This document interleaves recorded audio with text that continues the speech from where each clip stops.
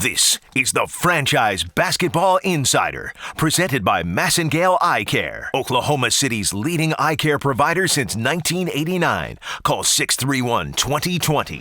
Greetings, Thunder fans. Oklahoma City takes care of business in Big D, winning both games inside American Airlines Center. Tonight, a 119-108 victory as Enes Kanter came off the bench, hitting 12 of 13 shots and scoring 28 points on a night where Russell Westbrook and Kevin Durant combined for 14 of 39 shooting. Also, Kevin Durant was assessed a flagrant 2 foul late in the game, inside a minute to go, and was ejected from the game. The NBA will review the foul that was committed on Justin Anderson. It's possible Durant receives further penalty, but we don't know that at this time. Let's go to the podium first with Billy Donovan and then KD and Russ. What did you see on Kevin's final play where he committed the foul for the flagrant 2? Yeah, it's an unfortunate situation because from where I was standing, and I know after, it looked like a normal basketball play. I think Kevin was slapping down on the ball. At least that's what it looked like. I had Kevin had his back to me, so I didn't have a front view, but my guess is just being in a game as long as I have and seeing that, him slapping down at the ball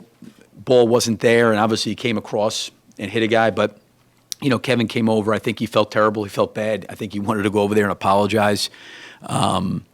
He said to me, I didn't mean to do that, and that's not what I wanted to do. And I feel bad for Kevin because I don't think he's probably ever been thrown out of a game in his entire life. And obviously people that know him in the league, the kind of kid he is, the kind of guy he is, just an unfortunate situation because I don't think, his intention was to have a flagrant foul. I think his intention was to make a play on the ball. Cedric Bailey, BGC Sports. Can you talk about Kanter's performance tonight? Because he really came up big for you tonight, Coach. He did a really good job.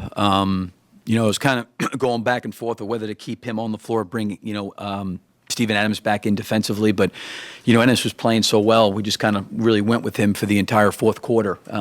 He did a good job offensive rebounding. I thought he made a couple key baskets. I thought his three-point play was a big basket to stop their momentum a little bit.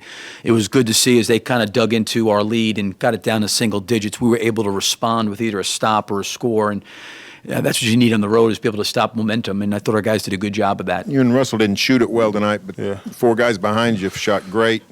You got a lot of balance. How tough is it for you guys, for the other team, when you guys get balance like that? Oh, it's good for us. They're playing a junk defense, man. They're loading up, they're doubling. So they're doing a lot. They basically leaving everybody else open, and I think our guys are taking advantage of it. And it's Dion, Serge. Guys are knocking down shots, finding opportunities, and finishing. So when team plays us like that, we got to move the ball. I think Russ did a great job finding the guys, and we're spaced the floor very well tonight. So we got to do a better job in Game 5. Kevin, Saad Yusuf from ESPN Dallas Radio. Obviously, you're competing against him. How much respect do you have for what Dirk's doing at 37 years old? A tremendous amount of respect. All of us do. He's competing hard. He's going out there and trying to do everything he can to help his team. And you see it. He's playing with that fire and that passion. So, at 37, that's tough to do in the playoffs when he has to score. They're posting him up every play, running him off pin downs. He's running and setting screens and defending. He's doing a lot for him. So you got to tip your hat to someone like that. He's playing great.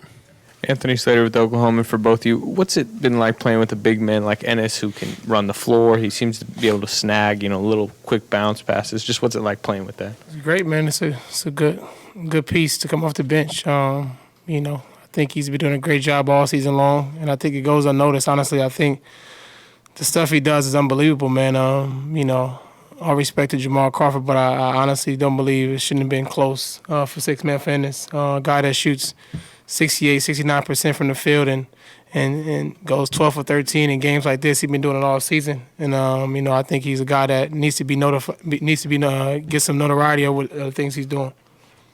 Nick Gallo, KCThunder.com.